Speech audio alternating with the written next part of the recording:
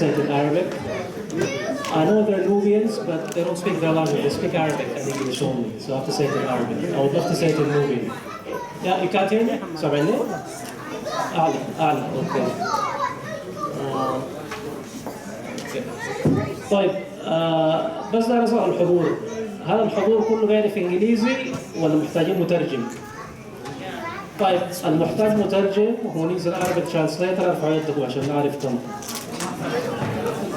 ما تحجروا عادي ما تحجروا. بس ثلاثة بس. ثلاثة بس. يعني كله يعرف انجليزي. بس انت ما بحتاج. انت عارف انجليزي كله شكله. يعني نفضل البرامج الانجليزي الناس ما عايز مترجم ترجم العربي.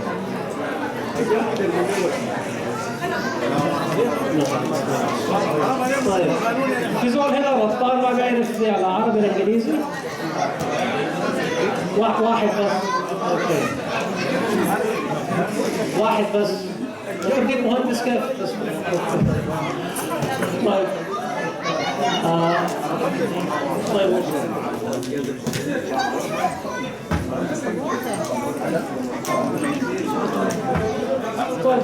quick introduction in Arabic and English. بالعربي طبعا ده قال بالانجليزي هقول انا بالعربي. حامد اسماعيل حامد. بالمناسبة الزول جا من برمنغهام لغاية هنا عشان المحاضرة، يعني جا مشوار 3 ساعات صار شغل وصار كل شيء جا الحضارة النوبية. هو ما نوبي واحترم العرب السودان، لكن جاء حضارات نوبية. في نوبيين ما جو للأسف الشديد. في نوبيين هنا بيقولوا انهم نوبيين ما بيصوتوا المحاضرة وده جاء مهتم بحضارات ثانية. بس تديكم سيرته الذاتية بوريكم الشخص ده من كيف.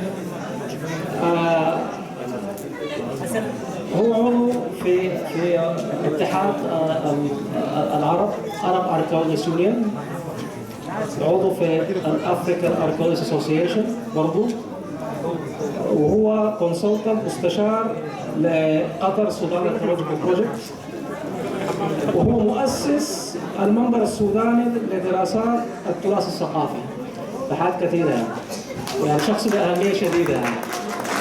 I'm going to say it in English as well for those speakers, so don't worry, I'll say it in English.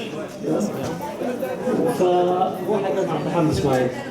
الثاني أبو بكر مادن الشباز، وهو ليس سوداني وليس نوبيا، هو من أصول جامايكية مواليد بريطانيا. من اسمه تعرفوه مسلم.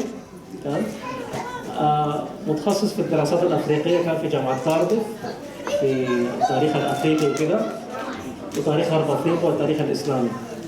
ايضا من الناس المهتمين بالتراث النوبي، التراث النوبي ده الافارقه والامريكان السود كده بيهتموا به اكثر منه، بيعتبروه كده كرمز لتاريخهم ورمز يعني لسيادتهم. فقرر برضه يلغي كل محاضراته اللي عنده وجاء عشاننا احنا هنا، عشان الهلال النوبي. فبرضه هقولها بالانجليزي ثاني عشان هم عارفين يحسوا الكلام وتصفقوا له ثاني. Okay, to the English speakers, I'm going to translate what I said now. We've got 2 speakers already that have been introduced.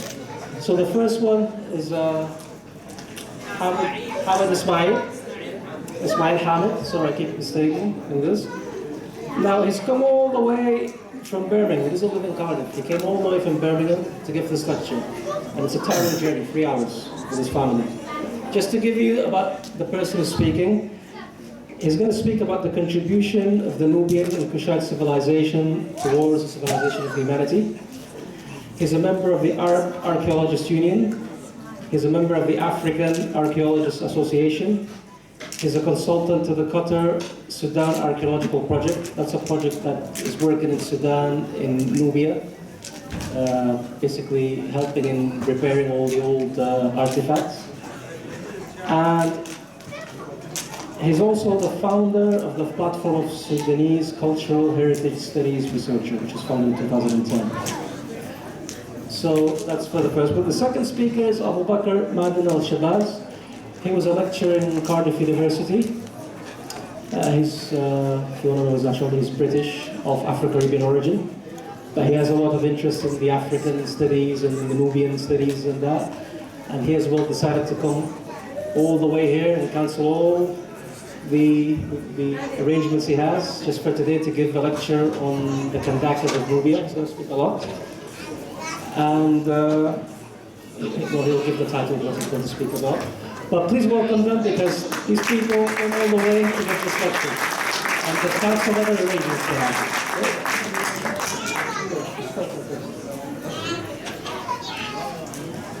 Okay. Hamid Ismail first. Ismail Hamid first. السلام عليكم.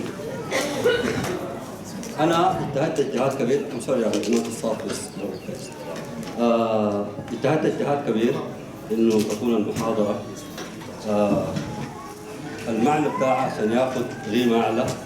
نتكلم بأقرب الوسائل بتاعت التواصل لنا كلنا كسودانيين نتكلم باللغة العربية. لكن الأورجنايزر هم دايرين تكون بالإنجليزي. بحاول أنا بقدر الإمكان أعمل تلخيص للمحاضرة وشكلها باللغة العربية. بعد ذاك ممكن نتكلم فيها بشكلها الواسع بالتفصيل باللغة الإنجليزية. So the guests can they can catch up with us. Thank you so much. Ladies and gentlemen, I would like to appreciate the platform that's being offered for us as archaeologists to highlight and to give this talk about Sudanese civilization or Nubian, Kushitc, whatever the name is. As we all know, there is a huge debate on the name itself of the connotation of the Nubian, the Sudanese, the Kushitc, which has been addressed on the last conference in Paris.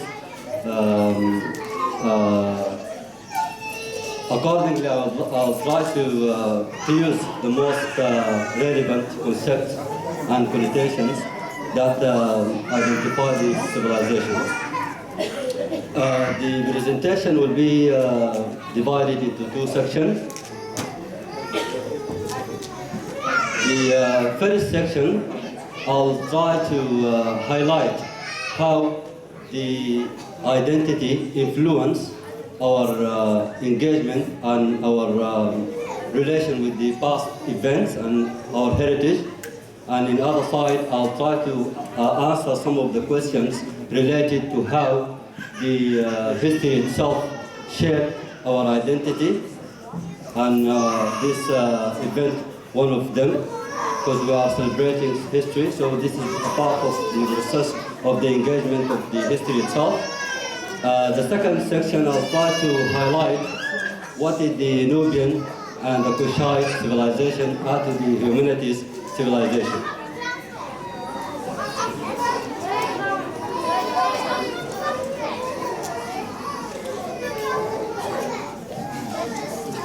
The overall aims of this presentation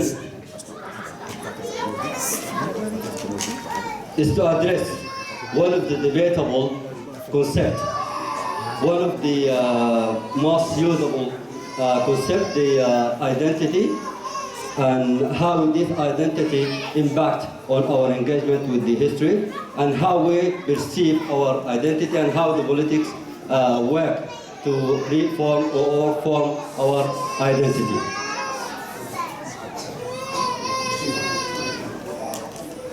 To do so, I will try to give some of the theoretical background so we can all be standing one platform to know what we mean when we refer to any sort of concept or any sort of connotations that's regard to this speech.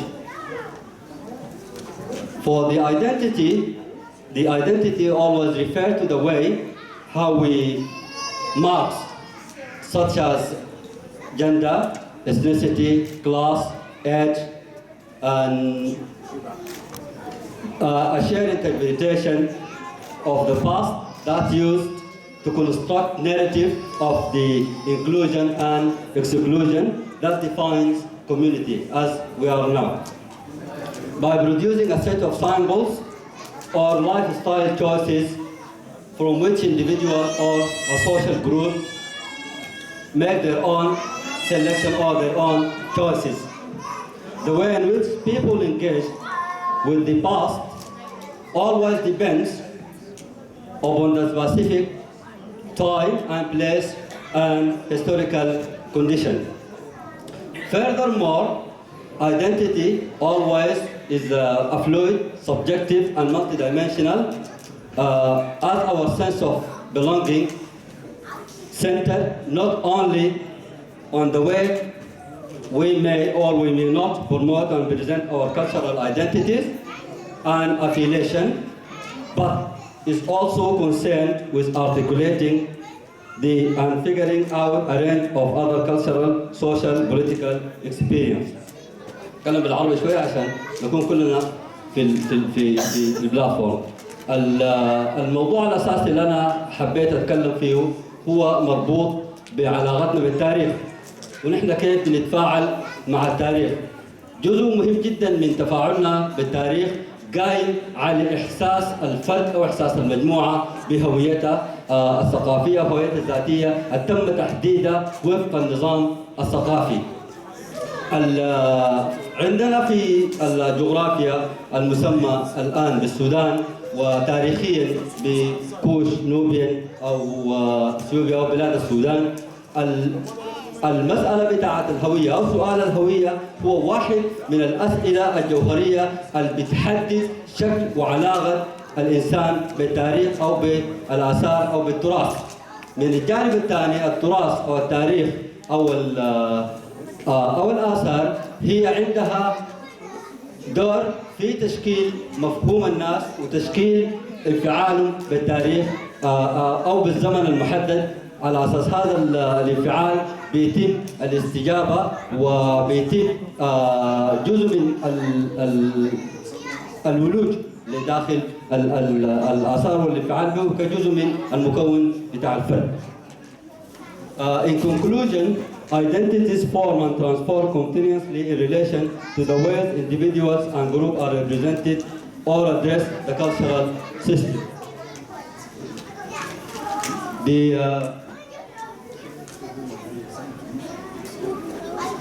The other theoretical framework that I would like to highlight is identity level, dimension and boundaries. هو المستويات أو الحدود اللي على ضوء بيتم تحديد هوية الفرد وكيف بيتم تحديد هوية الفرد. As identity and multi-dimension and level, I will take three identity dimensions as I believe they are most crucial in analyzing the Sudanese cultural and social context. These three dimensions will be ethnic identity, national identity, and the religious identity. الهوية بتاعت السودان في علاقتنا بالتاريخ بتحكمها ثلاثة عناصر أساسية، هي عنصر القبيلة وعنصر العرق، عنصر الهوية القومية، وعنصر الدين. وحاجة أفصل المسائل دي بشكل أكثر تحديد.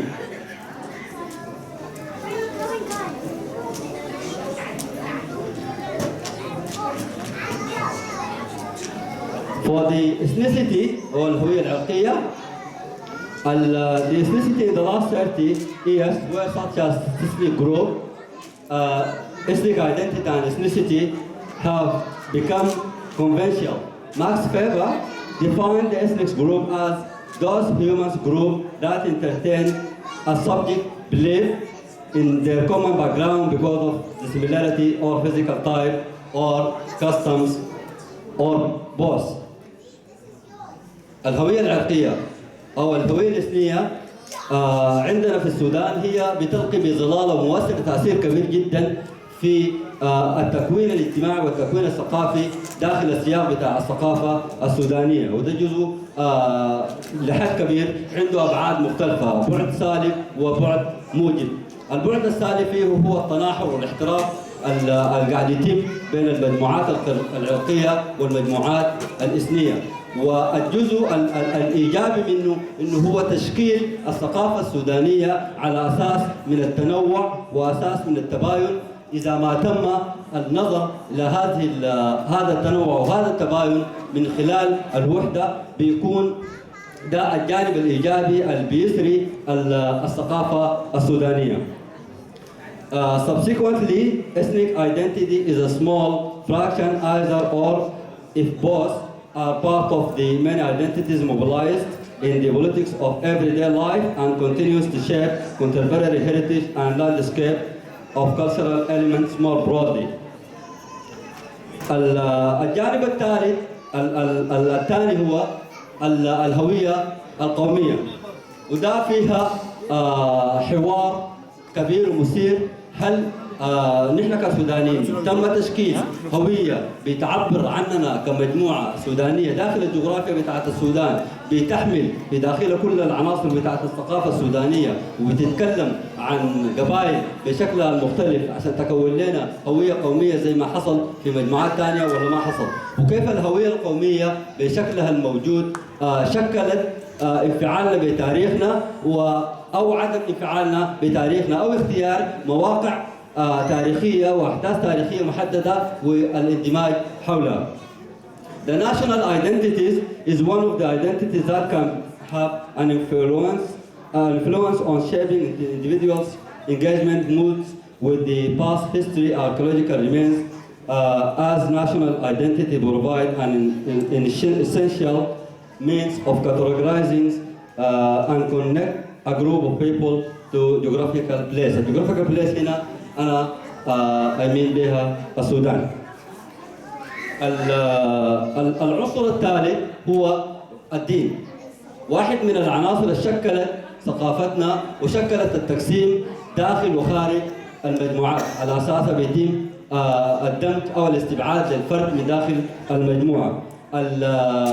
الدين إذا كان الدين الصوفي أو الدين المتطرف شكل، وكلنا بنعرف في الآثار جزء كبير جدا من الدين أثر على انفعال كبير جدا من الناس بعدم زيارته للمواقع، النظر للمواقع الأثرية على أنها هي أصنام، على أساس أنها هي مواقع محتاجة تهديم. وحصل كثير جدا في العالم بعد ظهور الحركات المتطرفة في أفغانستان، في إيران، في دول مختلفة، وقاموا بتهديم الآثار لأنه في موقف ديني. الموقف الديني حدد إنه يتعاملوا مع التاريخ بهذا الشكل.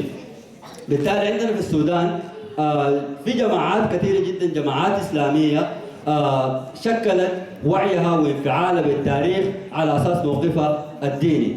الموقف الديني الحتم إنه يكون هو واقف في مكان من التاريخ. هل هو جزء من التاريخ؟ هل بيتعامل مع هذا الحدث التاريخي بأنه هو ده تاريخه الشخصي، ولا هو تاريخه الجمعي، ولا هو أصلا ما بيمثله؟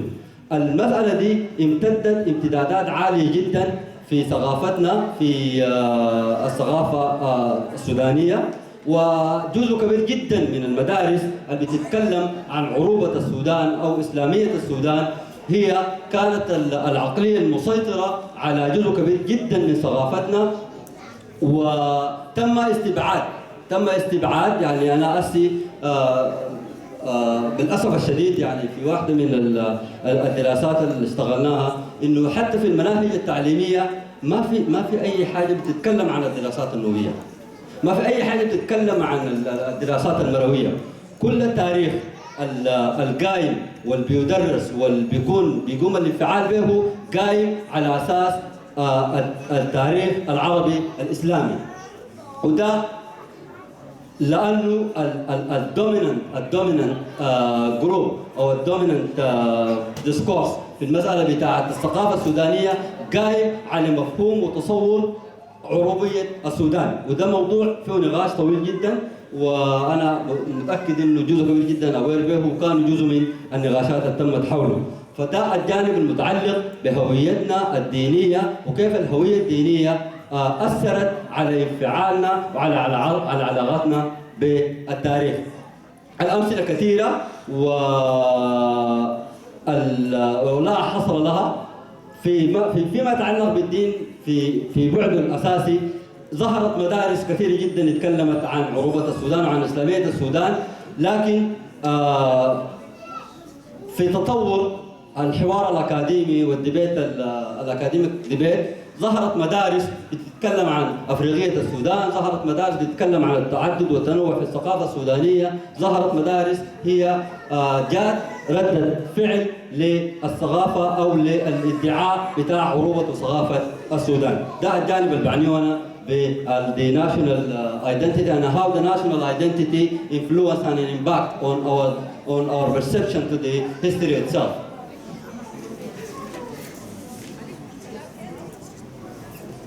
وعشان يكون الكلام ما نظري، عشان ما نشتغل شغل نظري، انا بحاول اديكم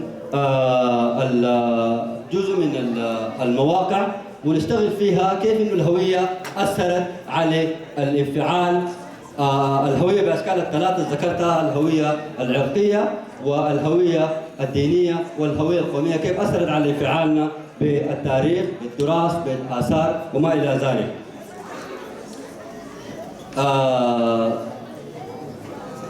I would like to give an example of the theoretical framework that I have just briefly introduced.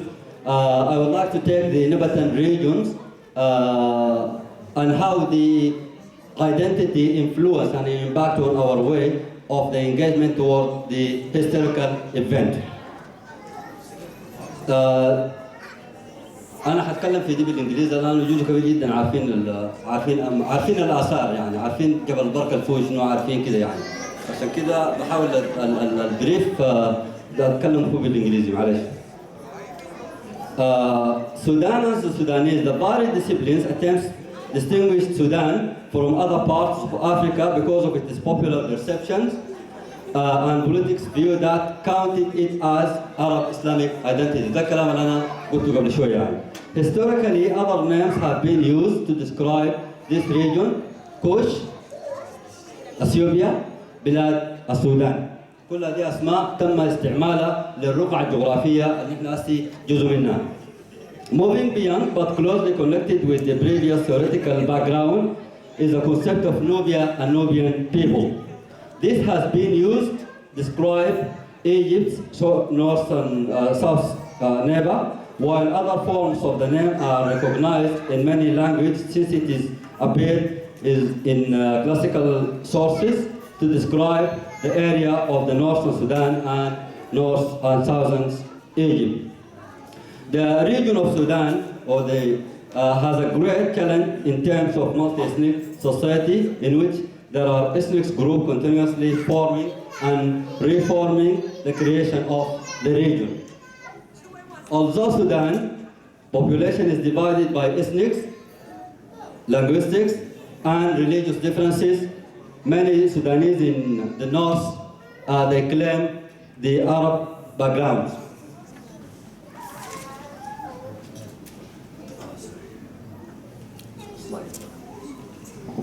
For the Nubian region archaeological site, for the Nubian region, I mean the 5 sites that contain the Nubian period. This has been listed as a World Cultural Heritage Site 2003.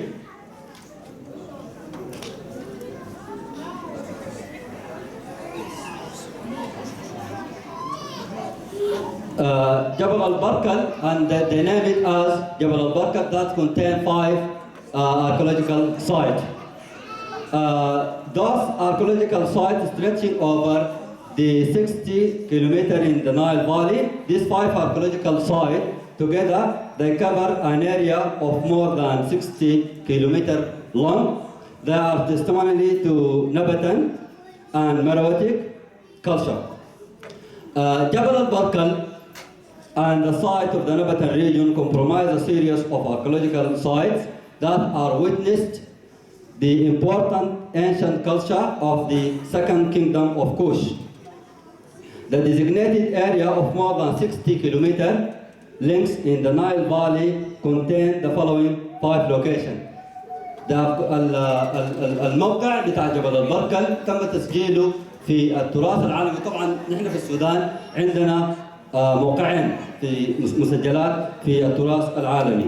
انت عشان الموقع بتاعك يسجل في التراث العالمي في كرايتيريا محدده انت لازم تجتازها، والمعنى الحقيقي لتسجيل الموقع الاثري في التراث العالمي بيعني أهميته في المقام الأول الأهمية التاريخية، الأهمية القيمة الجمالية وقيم بيتم تحديدها بخبراء على أساسها بيتم تسجيل الموقع في التراث العالمي. التراث العالمي بيفرض على ضوء الاختيار ده شروط محددة انه يتم فيها التعامل داخل الموقع الاثري وبيتم حمايته بالمجتمع الدولي. عندنا موقعين اساسيين مسجلات في التراث العالمي، هو موقع مروي القديمه منطقه البجراويه وجبل البركل بمواقعه الخمسه. جبل البركل and the site of the Nabatan region comprise a series of archaeological sites. This as Jabal al-Barkal, which is the religious and administrative center on a national hill. الحته الاولى هي جبل البركل، وجبل البركل هي المدينه السياسيه قبل انتقالها اعتقد المدينه او الجانب الدوله الدينيه في الحضاره الكوشيه. الكرو the cemetery and royal burial place هو المنطقه الكرو، وده هي مدافن الملكيه. نوري the cemetery with pyramids tombs منطقة نوري يا جماعة واحدة من المميزات الأساسية اللي بتميز الحضارة بتاعت نبتة هو كثافة عدد الأهرامات. وده حوار كبير. كثافة الأهرامات ده هل عنده معنى أو دلالة عن السؤال الأساسي اللي بيتساءل بابليكلي إنه هل أصل الحضارة وين؟ ده أسئلة كثيرة بنستقل لها في مواقع مختلفة، وفي نظريات كثيرة تكلمت عنها. واحدة من النظريات اللي اعتمدت على الادعاء بتاع أصل الحضارة إنه من السودان قام من كثافة المواقع أو كثافة الأهرامات في منطقة نوري اللي هي أكبر عدد بتاع التجمع بعد مع بجراوية للأهرامات مش في السودان على مستوى العالم. The Sanam, which is the residential area and the cemetery for the common people. So we have got the common people in Sanam, we have got the royal in Kuru, and we have got the residential area in Sanamamdo and Zuma. جبل البركل جبل البركل مهم جدا نعرف انه ليه تم اختياره. ليه تم اختيار تحديدا جبل البركل كواحد من المواقع اللي بتتسجل داخل التراث العالمي. جبل البركل is described as a World Heritage Site in 2003. The central idea behind recognizing Jabal al-Barkal as a World Heritage Site and the global communication has decided to protect for the future generation as follows. Three reasons why they have chosen Jabal al-Barkal to be listed in the World Cultural Heritage list. The first reason, the pyramid, palaces, temples, burial chambers, and the funerary chapel of Jabal al-Barkal and the site represent a masterpiece of creative genius demonstration and artistic, social, political, and religious values of a human group for more than 2,000 years. Jabal al-Barkal stands as an astonishing witness of the Nabata Meroid civilization, which has a solid association to the Northern Pharaonic and other African culture. The third reason why Jabal al-Barkal has been chosen to be a part of the World Heritage list is that Jabal al-Barkal typology building ده الجانب العمراني في جبل البركل. إضافة لأهميته ذكرت الجانب العمراني مهم جدا كان لأنه في تميز عالي في جبل البركل خلاه يكون عنده شكله اللي بيحتفي به. أنا عشان ما أطول وأدي فرصة للمتحدث الثاني داير أحاول أمشي للسكشن الثاني. والسكشن الثاني أهميته لأنه في أسئلة كثيرة جدا بتدور في أذهان الناس إنه نحن كنوبيان أو نحن ككوشايت أو نحن كسودانيين ماذا قدمنا للحضارة الإنسانية؟ The question of the section 2 is what does Sudan civilization add to the civilization of humanity?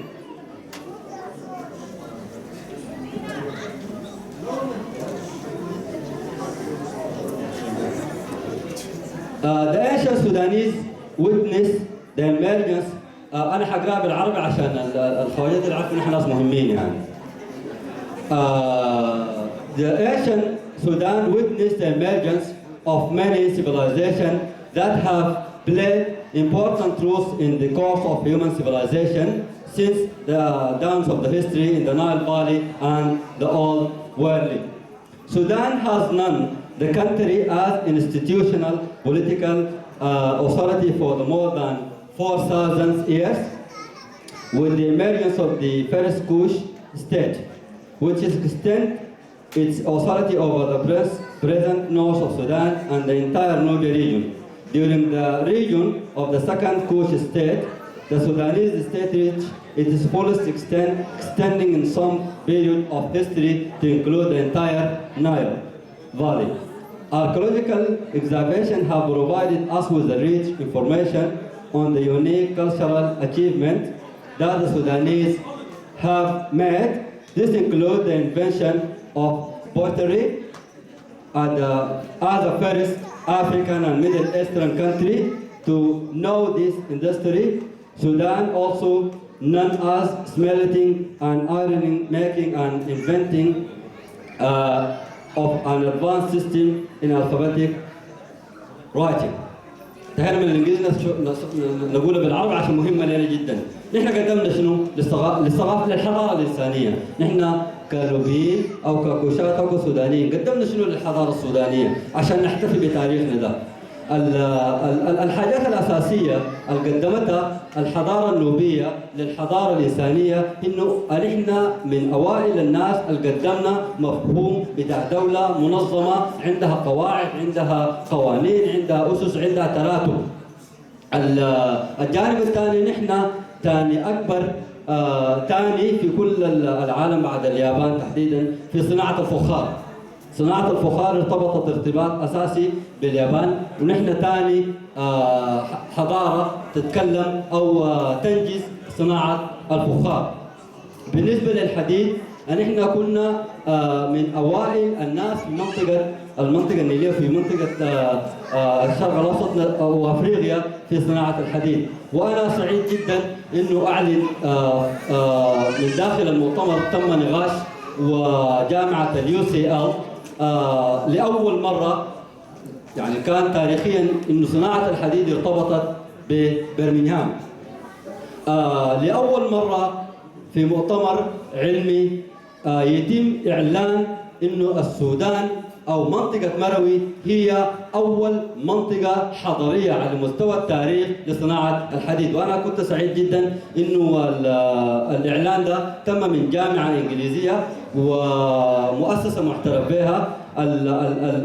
البروسيس بتاع النظرية في بداياته لسه في الحوار الأكاديمي، لكن بتوقع إنها حتعمل نقلة كبيرة جدا لتاريخنا ولانفعالنا بالتاريخ، وحتظهر جانب مهم من الجوانب اللي تم إغفالها بوعي أو بدون وعي من الآثاريين إذا على مستوى العالم أو على مستوى السودان. شكرا جزيلا.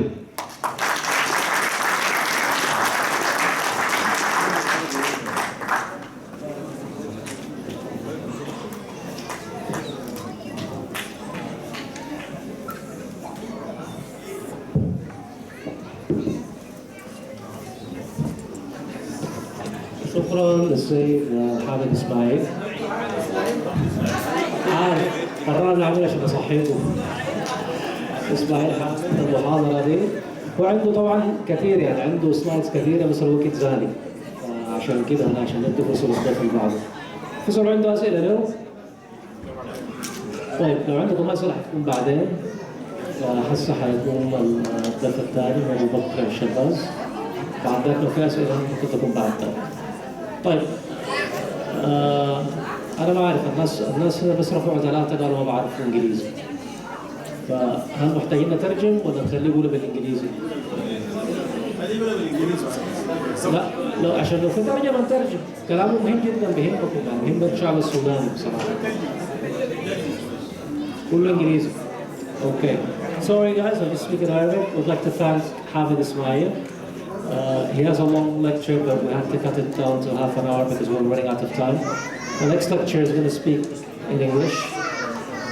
And he's someone from this country, so he can relate more to Nubia and to the black British person and to the black people in general. So his lecture should be more interesting. Okay? Well, not more interesting, but interesting in a different way. Please welcome Abu-Bakr Madden Al-Shabazz.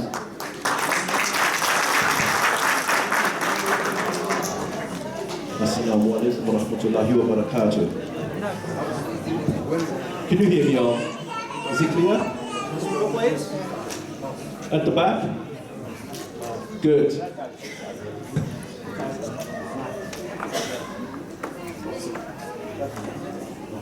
Right, I'd like to thank the Nubian Club for inviting me. I think for me it's personally an honor. I've been studying Kushitic, Nubian history, culture for about 42, 43 years. That's how long I've been studying it for. I first got interested in the subject when I was about 6 or 7 years old. And I suppose this is what stemmed my branch into becoming a historian. So the presentation which I'm going to deal with this evening is looking at the Nubian Kushitic Empire. But what I'm going to focus on primarily is looking at the Kushitic expansion, diffusion into other countries. So I'm not going to focus too much on Africa, but I want to focus on the influence that the Kushitic cultural empire had on the global stage thousands and thousands of years ago.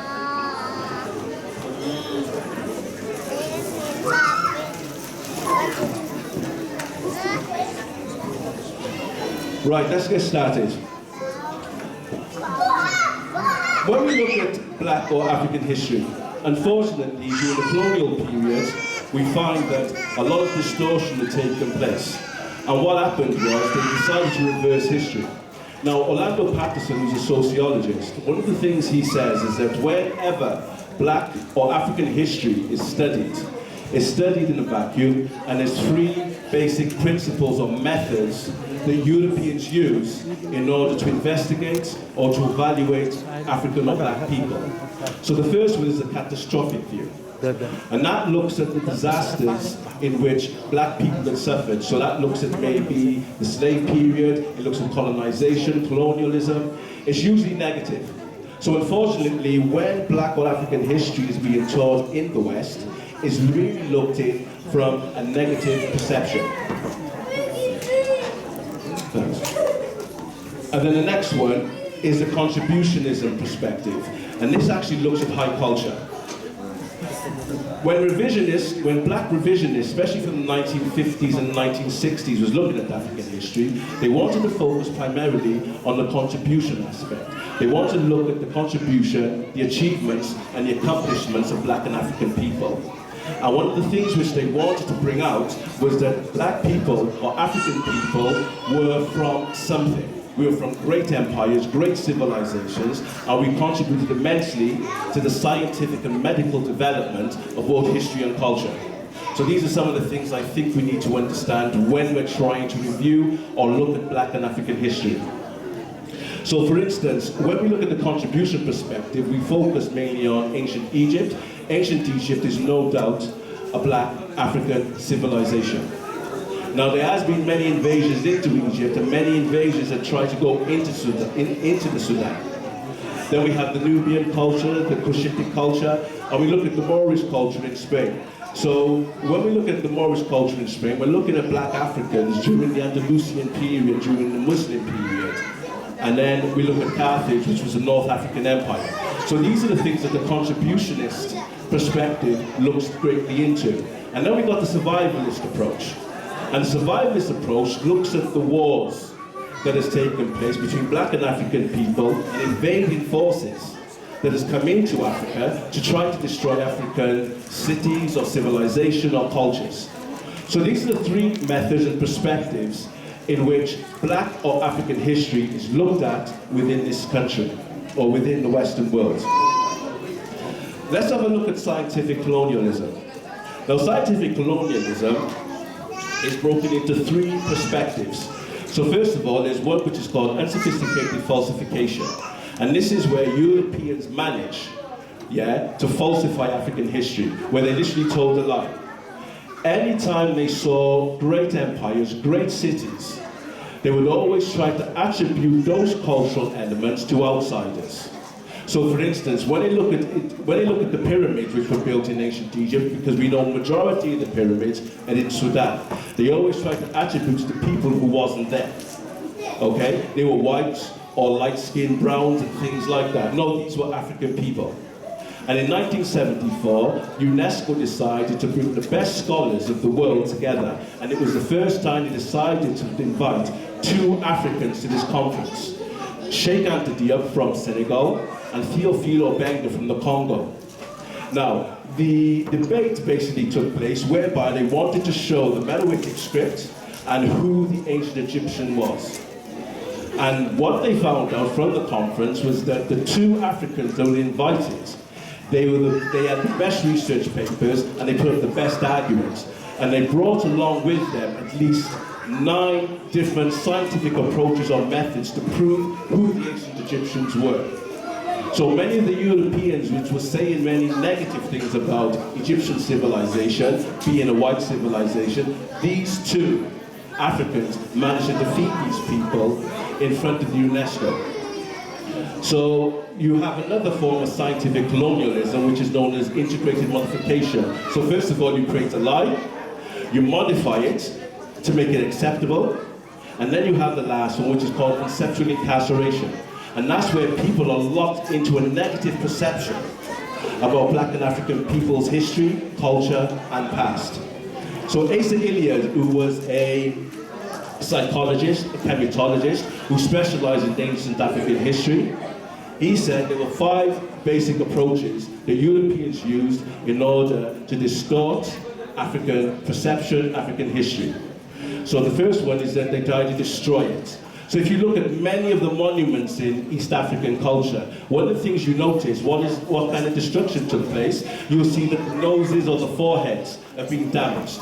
This is a deliberate attempt to deny the contribution by black or African people. Then they tried to distort information. So even when the evidence was clear who the people were of East Africa, they were trying to change and attribute it. It had to have been an Indo-European influence somehow. When we know that the greatest Indo-European cultures at that particular time was the Greco-Roman culture. And they came in the latter part of the dynastic periods of ancient Egypt and ancient Kush.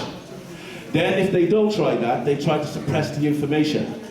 So even when information is out there and it is clear, they really do not want to give it to the public. Obviously you have the one which is falsified, and the major one is intentionally confused. Now Asa Iliad said these are the 5 basic principles that Eurocentric use to try to distort the past of black and African people. Now let's look at the Kushites and where they originated from, where they came from, etc. So we look at the likes of Nuh alayhi salam, where we're taught he had 3 sons, Ham, Sham, Japheth. Now when we look at Ham, he's supposed to be the father of the African race. So you got Mizraim, which is Egypt. Egypt in itself is a Greek word. The Egyptians, or the ancient Egyptians, never called themselves Egyptians at all. This didn't come around until about the 4th century BC, okay, when Alexander's forces came into East Africa. Then we have the likes of Punt. Some people say it's Somalia, some people say it's Libya. Then we have Kush, which is Sudan and Ethiopia. Ethiopian again is a Greek word, okay? It means bird face, child face, etc. So what you start to have when invasions start to come into the country, that the identity of dark skin or black skin people is getting distorted. And then you have the Canaan, which is one of the sons, which is Palestine, Syria, and Lebanon. So the ones I'm going to focus on in this presentation is looking at the Kushites. Now according to a rabbi, you know, from a biblical perspective, when it's mentioned, when Kush is mentioned in the Bible, in several instances in the Bible, however, Kush seems to refer to locations inside Africa. Okay? Now we also know that when we look at the elements in many things, when Kush is mentioned in the Bible, we know that most of Kush is outside Africa. And we now know that most of those places were outside Africa was in Arabia, India. This is where the Kushitic people spread. When we look at the Nubians, or Nubian culture for instance, there were one group of Kushitic people that was stationed in Upper Egypt, Upper Nubia, and then you had other Kushitic people that took on various other identities, but they still refer to themselves as Kushites. If you look at the map, you will notice that, I haven't got a pointer, but if you look at the map, really and truly it starts from the center of Mesopotamia, which is known as Babel. And if you look at the purple elements, these are all the sons of Ham. So you will find that some of the Hamitic sons are in Africa. So obviously you've got Kush there, which is in Ethiopia and Sudan. Yeah? You have Nubia, which is further up. Obviously above Nubia you have Upper Egypt. And if you look into Arabia, you will notice there are Kushitic tribes in Arabia. You also have Kushitic tribes in Persia and in India.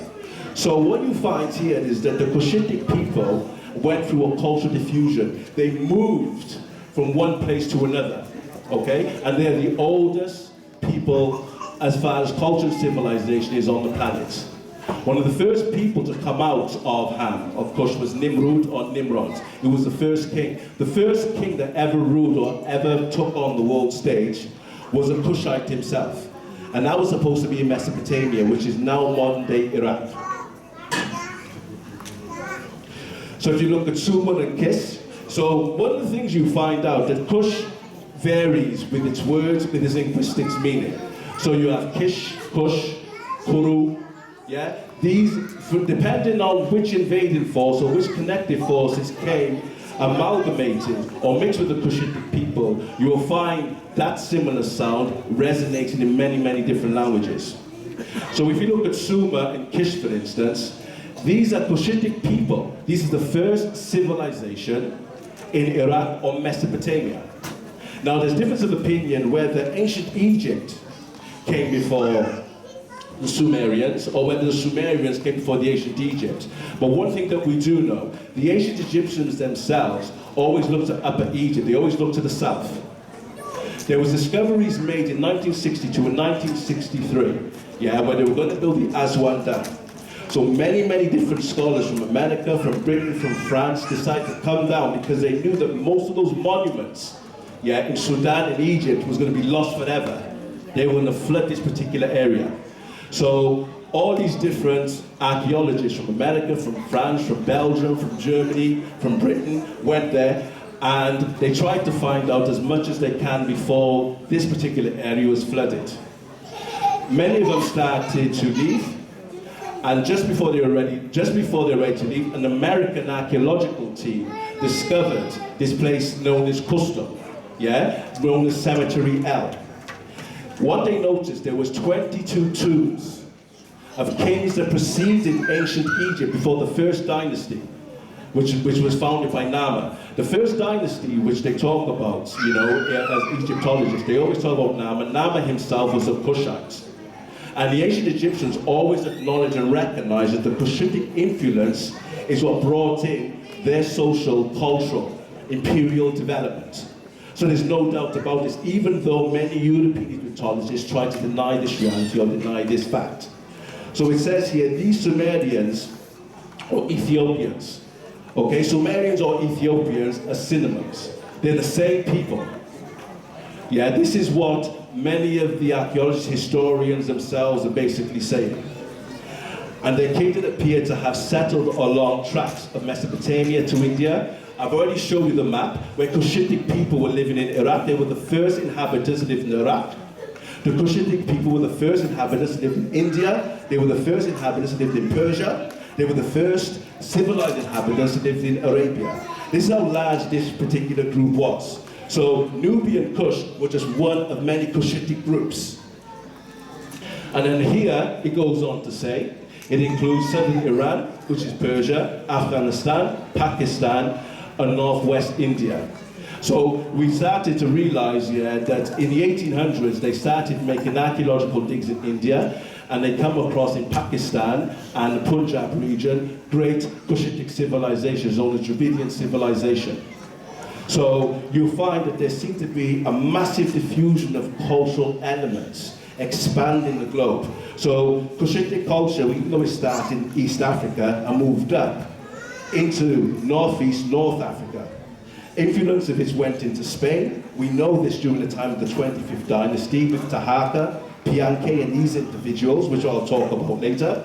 We also know there's massive influence of Kushitic people in the southern part of Arabia, Mesopotamia, etc. So what I'm showing you, that Kushitic people are a global people. They've always traveled, and they're still traveling even till today. This is known as the Hindu Kush Mountains. This particular part is in Afghanistan, but it shares itself with Pakistan. So you have Kushitic people moving into particular areas and calling elements or different things in that environment after themselves. So you have Kish, which is basically Mesopotamia. You have the Hindu Kush Mountains, which is in Afghanistan. So remnants of the Kushitic people is still with us today in geographical locations. Who are the people of Sumer and the Sumerians? While Sumer's many cultural achievements are much celebrated, the most important question of her ethnic composition is frequently glossed over and left out of the discussion altogether. So what is being said here is that when I talk about Sumerian civilization, you're talking about a Kushitic people. But when archaeologists and Sumeriologists, etc., when they make major studies on this, and they look at the ethnic composition of who the ancient Sumerians were, they says, well, we don't want to get into the ethnic composition whatsoever. So that sense of denial or distortion still persists even till today. A lot of archaeological evidence have also shown that when a lot of the skeletal remains have been dug up and they've measured, they have resembled Ethiopic or Sudanic people in these particular areas. So the osteological, the bone measurements are identical to the people in East Africa. So they can't get away from this or can't get around it whatsoever. The oldest civilization of the region was established by the Sumerians. So what I'm trying to show here, who the Sumerians were. They call themselves Sumer. This is where we get the word summer from. Okay, this is where we get the word summer from. Okay, and here, Sumer in the Kushitic language means the blackheads or the black-faced people. So it's an adjective, it's a descriptor. So it is pretty clear in antiquity that people call themselves after who they saw, how they saw themselves. The ancient Egyptians themselves called themselves Chemics, or the Chemites. It means the dark-skinned people. These were not pejorative terminologies at that time. Right, the Tarseti. Right, Tarseti was supposed to have existed at least 200 to 300 years before the coming of the first dynasty. The first dynasty was established about 3100 BC. So we're talking about over 5,000 years ago. Okay? And what they actually found out from this is that the Nubian Kushitic people is what influenced ancient Kemetic or ancient Egyptian culture. And the ancient Egyptians themselves acknowledge it in many of their writings. Now there was rivalry between the Nubians and the Kemites or the ancient Egyptians over many, many centuries. But just because there's rivalries between people doesn't mean they were totally enemies. We know, not so much from the linguistic, but from the genetic aspect, that they were cousins. The ancient Egyptians and the ancient Nubians were cousins. And we know that in many of the dynastic periods, we know that many of the ancient Egyptians themselves married Nubian women. Nubian women were very prized possessions within Kemetic or ancient Egyptian cultural civilization. They certainly were. And especially with trading links with Nubia, with the gold trade going into ancient Kemet or ancient Egypt, developing scientifically, medically, that particular civilization. This is a description. This was found on the tomb of Ramses III. And here, if you look, you'll notice A, B, C, and D. A is how the Egyptians saw themselves. This is their own testimony, okay? B are those who were Indo-European. This would have been more like the Hittites at that time. They were stationed in mainly Turkey. C is the rest of Africans. And when we talk about the rest of Africans, we're talking about those Africans who were south of Upper Egypt. So we're talking about Sudan and Ethiopia. And we're also talking about those Africans in North Africa. And then obviously you have the latter ones, which is the Semitic groups of people. So this is evidence of the ancient Egyptians showing you the ethnic composition of people that lived at that particular time. And the ancient Egyptians are showing you their strong relationship, their genetic kinship, their genetic relationship with the Nubian people. Let's have a look now at Kushitic Arabia. Thousands of inscriptions have been collected in southwest Arabia. They're the character which resembles Ethiopic, which is the translation for Kushitic, and is not related to the Arabic character, which indeed it antedates by 1,000 years. So the oldest scripts which has been found in the Arabian Peninsula are Kushitic. The oldest scripts are Kushitic in the Arabian Peninsula. The original inhabitants of Arabia were not the familiar Arabs of our time, but a very much darker people.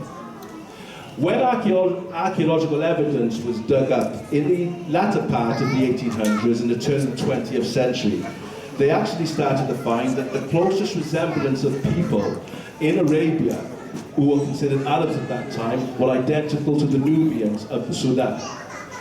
And I've already showed you that's cultural diffusion where Kushitic people already moved into the Arabian Peninsula. They moved into what is now known as the Middle East. This is an image which is found in Saudi Arabia. This is supposed to be the oldest stone colossal head which has been carved. And it is clear. This is the original inhabitants of Arabia. This is clear what this looks like. You can tell this is an African. There's no doubt about that. Okay? Here again is the map. But what I want to bring your mind to is the major cultural groups or civilizations that existed in the southern part of Arabia. They were Kushitic dynasties or civilizations. The Milleniums that came in approximately 1,500 to 700 BC. The Sabians. This is the time of Bilqis or Makeda or the Queen of Sheba. This is her reign. Okay? Queen of Sheba is believed to have been born in Ethiopia. So that connection, that Kushitic connection still existed. Yeah? With the people of the East African coast into the Arabian Peninsula. And now we have the Himyarites. And then later on, the Himyarites was the Abyssinians. And that was after the destruction of the Abyssinians, that's when the Arabs then take control of the Arabian Peninsula. So when we look at the Arabian Peninsula itself in antiquity, the BC period, it is ruled, controlled, administered by Kushitic people. That was the overlords. They were the rulers at that particular time. And you have thousands of years of history of Kushitic people developing structural elements within the Arabian Peninsula before what we see the modern Arabs creating even till today. So what I'm trying to emphasize is the Kushitic people are an ancient old people.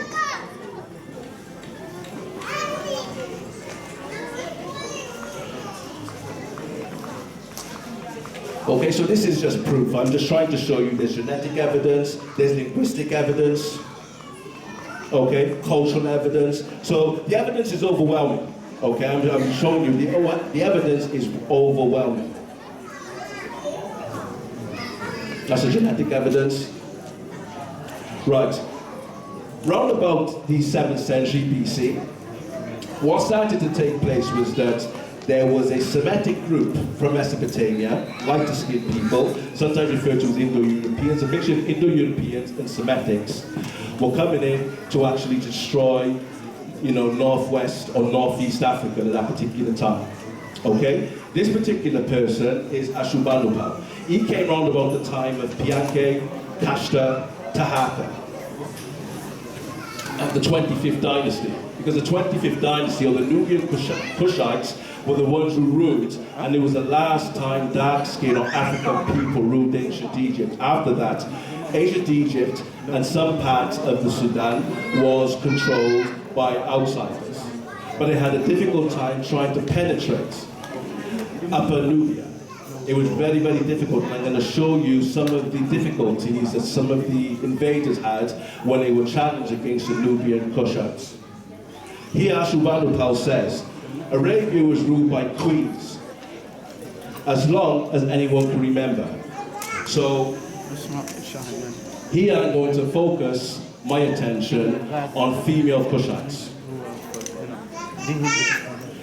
This is around about the time of Bilqis.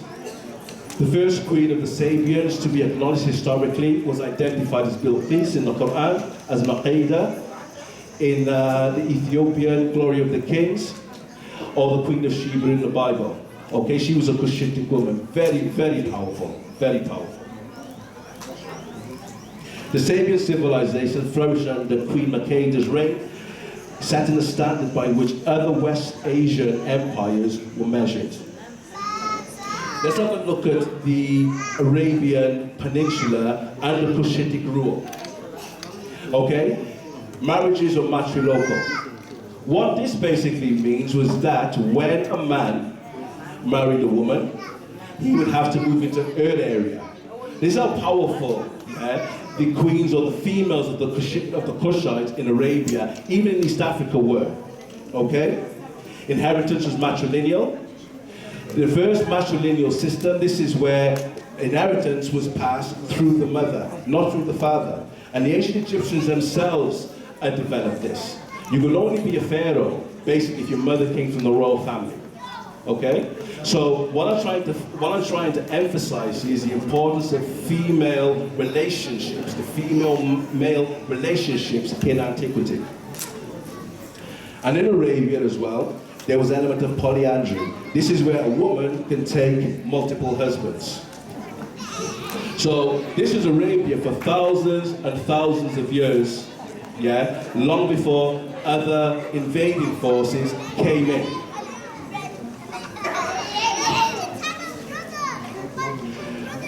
The Sabian Empire became an extension of Ethiopia. Okay? It's equivalent to what took place with the British Empire. Okay? The Anglo-Americans are British. The Australians are British. The New Zealanders are British, but with a different name. It's a similar thing that took place in antiquity. So just because they may have been called Sabians, whatever the case may be, they were still connected to the Ethiopic or the Nubian Kushitic people of East Africa.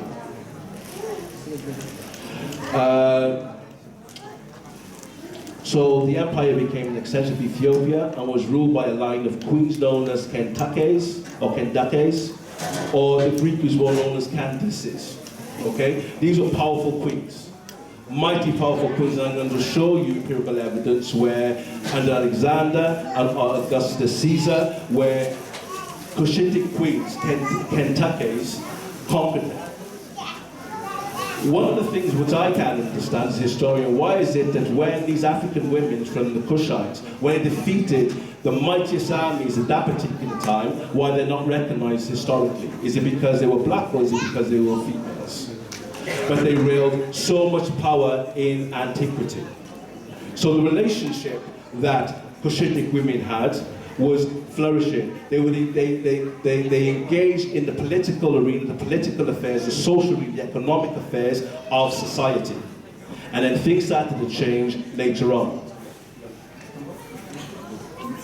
So when we're looking at Bilqis or Makeda, she was born on about 960 BCE, a great administrator, great builder, and there was a large relationship at that time with Ethiopia and Sudan. Okay, a large relationship, an interactive relationship, because the people of the Red Sea, you know, had a strong relationship with the Kushitic people that controlled Southern Arabia.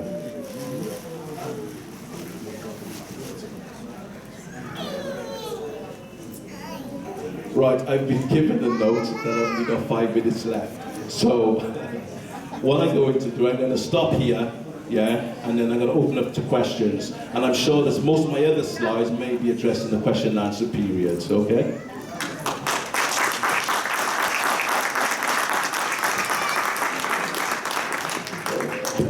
Okay, and those who speak English don't have a problem. I'm just going to translate quickly to the Arabs in a minute. I can't translate everything because most of I've forgotten, but just in Arabic, a brief 2 minutes of some of the things I picked up, which might be interesting. طيب ما أعرف للناس اللي كانت بالإنجليزي أفتكر أغلبكم فهمتها ما حقدر أحفظها كلها لكن حركز في بس كم حاجة كده قالها وتخص المرأة السودانية المرأة النوبية فقال المرأة النوبية كانت قوية جدا جدا وزمان هي اللي تختار تتزوج منه والرجل كان بيسكن في بيت المرأة وافتكر ده حاصل اليوم كل واحد ساكن في بيت مرأة في بيت أهلها فدي القوة جاية من المرانا وهذه الأشياء وإنه زمان الملوك المصريين كانوا بفضلوا يتزوجوا الملكات النوبيين كان حاجة كبيرة الحكاية دي ده اللي قدرت الفت انتباهي افتكر بهم الباقي افتكر بانه احنا انتشرنا يعني نتكلم عن العراق وعن باكستان وكده دول كلهم جايين منكم من مناطق كوش يعني وانه الناس شوهت التاريخ كثير في التاريخ وكثير من التاريخ بتاعنا تشوه وتزور وكده فهو ركز على كده بس اضطرينا نقطعه لانه الوقت سنة شديد لكن لو في اي اسئله ممكن تسالوا فيها بالخصوص. اوكي It's question time. أعتقد الناس حيكون عندها أسئلة. منو داير يسأل أسئلة؟ How many people need to ask questions? I just need to get a number. الناس الورا. Question time now. الأعزاء الأسئلة منو؟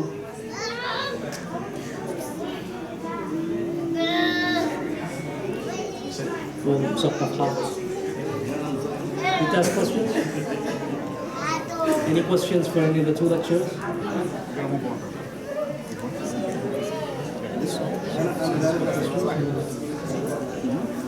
Okay, no, that's question. Okay.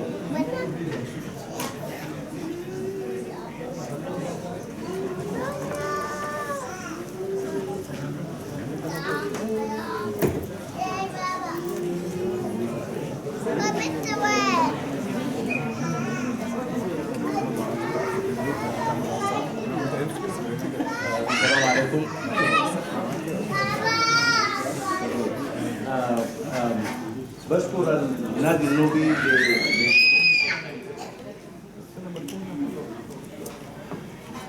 بشكر النادي النوبي لندوتنا الجميله وان شاء الله تكون مبادر لايام تلم الناس كلهم مع بعض. I would like to ask you have mentioned that genetically has been distributed all over the world. Some people they do genetic tests to find out their roots. How that is work? For example, I know a lot of people in America, they test their blood and they say I'm from that place. How it's working? Amazing question. Yeah, from a genetic perspective, what usually happens is that when we're looking at DNA, DNA, as we already know, gets passed down from, from parents to children, etc. And what it does, it gives us a makeup of how the people would have looked. So the genetic material, it gives us idea of the shape, size of our cranium, of our head, our skin color, etc. All the information within this. So when people are looking to trace their genetic thing back, 2 seconds. their genetic markers back to a particular period, what geneticists know is that particular mutations took place. So when groups of people moved into a particular area, they married from amongst one another, etc. They knew that the change or the frequency of genes had mutated in that particular area. Okay, and then what happens is when they move, they still maintain that genetic marker, but they keep on adding to it. And this is basically how people are able to trace things. Now, there's a concept known as splicing within genetics now. Now, when in the 1980s, there was a study which was done. It was on mitochondrial DNA looking at females. So what they did in America, there was the University of Hawaii. They had studied placentas of women, 147 women were studied. And what they noticed from these 147 women of different cultural groups, ethnic groups, climes, races, that they were all related to one woman that lived approximately 90,000 to 200,000 years back in East Africa. Okay? And they usually refer to as mitochondrial Eve. Okay? So this is how they were able to trace it back. And what happened was, even though a lot of the genetic material had mutated to different things, they were still able to trace them all back to one. So there's no such thing as race. So what this proved in the 1980s, that the genetic material showed that there's only one race, which is the human race. We are one family. Yeah? So it's got darker skin, lighter skin, straight nose, flat nose, straight hair, whatever the case may be. We're all from the same human family. So that's what it's all about. What genetic also does to people is that it gives them an idea of where they were. So when they know the genetic markers have mutated in a particular area, they know that ancestors originally came from that area before they moved. And what genetics really tell us is that people have been migrating for thousands of years. Okay? So when you look at asylum seekers, immigrant workers, etc., yeah, it's just another wave of immigration, yeah, so many thousands of years later. So that's all that basically says. So I hope I've answered your question.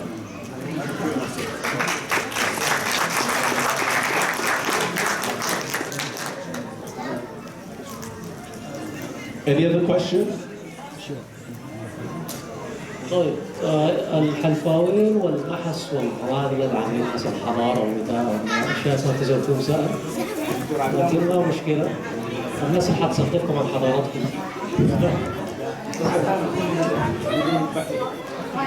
Yeah, go on. You want to? Oh, picture of a poem. Or this one here. اوكي. أنا ما في محسي ولا ضمولا ولا حلفاوي اللي يبقى عن حضارة وكذا رحتوا ما فاهمين زوجكم. طيب يا جماعة. Thank you. We thank our speakers. Please thank them. Inshallah we'll have more. There'll be a Facebook group. Bashir is going to tell you what's happening.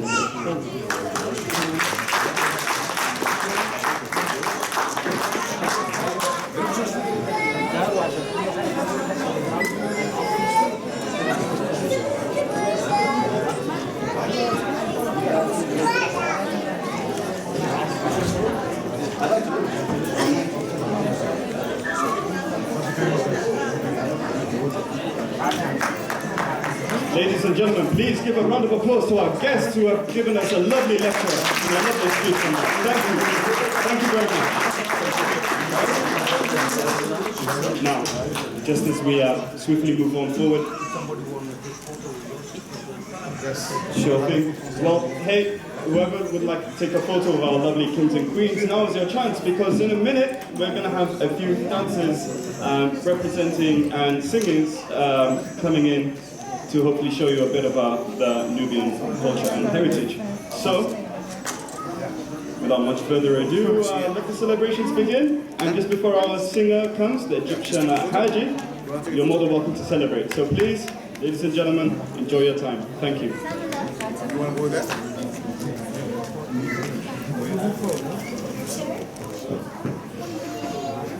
Look at that. Tariq. Go there. There. Okay. I'm gonna go there with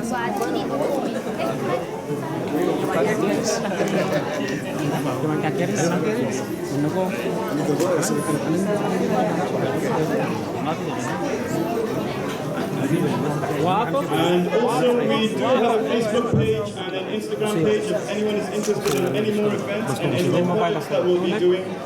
On Facebook you can find us under the name of the Cardiff Nubian Heritage Society and under Instagram Cardiff Nubian Heritage Club. We hope to see some of those follows and we hope you can keep track of our activities. You'll be hearing from us shortly. Thank you very much.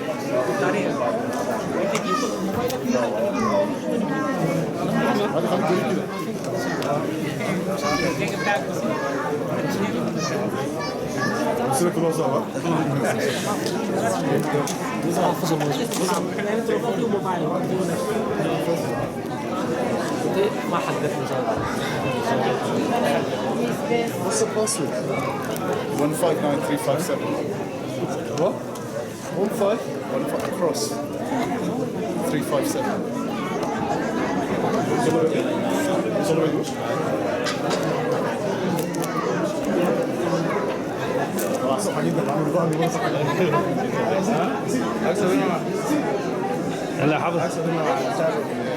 Turn the flash off.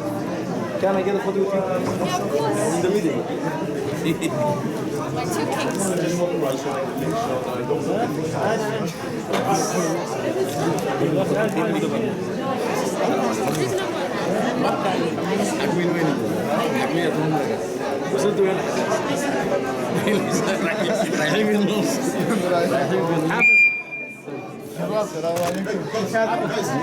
Just 2 seconds. يا فيستي صغير كده اي وينه دخيله بس في اليو اس بي هنا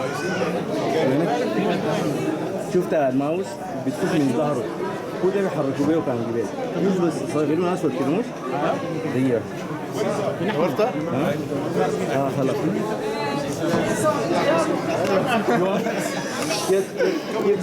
ده صور ده صور معرفة العريس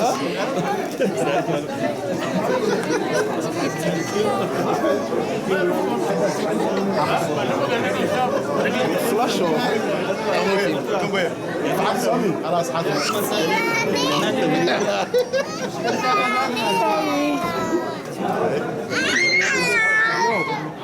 Really? People want to take photos with you. Allow the selfie. Just to celebrate. Yeah, but we have It's a modern. Yes. Come Come here. Shall I stand? Come here. Yeah, yeah. Hatib.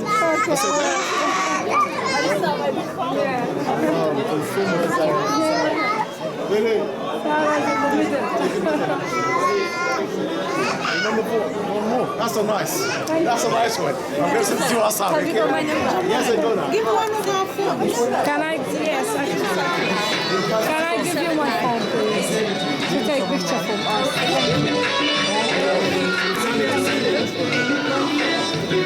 You want to see the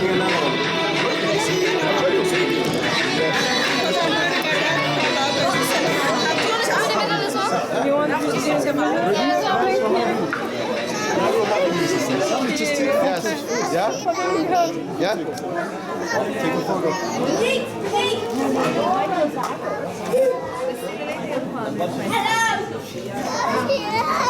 Oh, that's a great one. That's a good one, sister. Thank you so much. Yes. I'm going.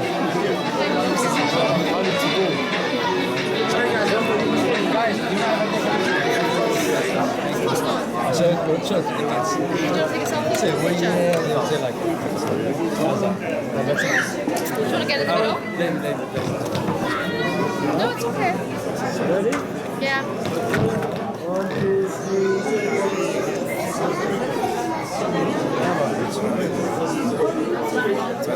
I think you'll do a picture. You got a longer arm.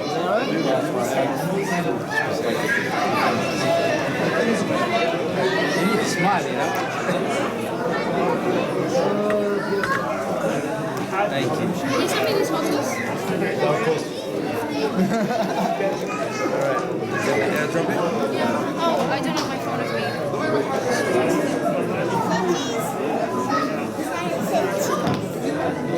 Yeah, so, huh? Yeah,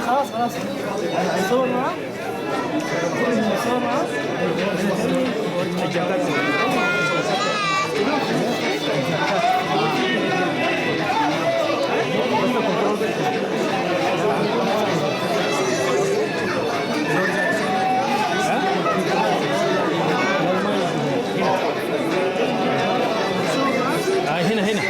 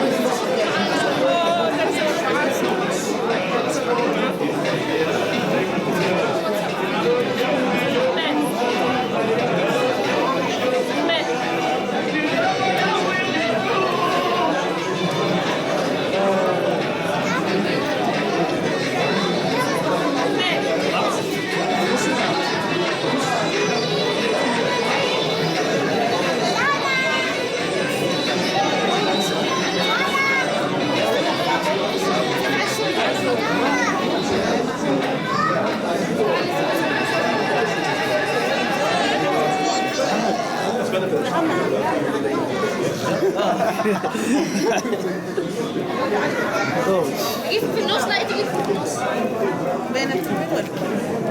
ها؟ لا خلاص عايز تصير معانا؟ واحد اثنين ثلاثة. دول ولا فينيش؟ واحد ثاني؟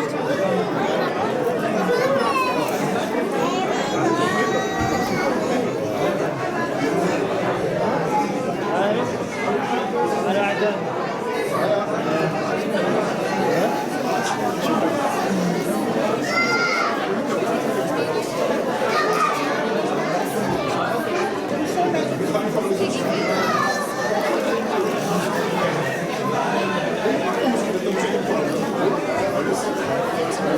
بجيب الورق عشان يعملوا الفيس.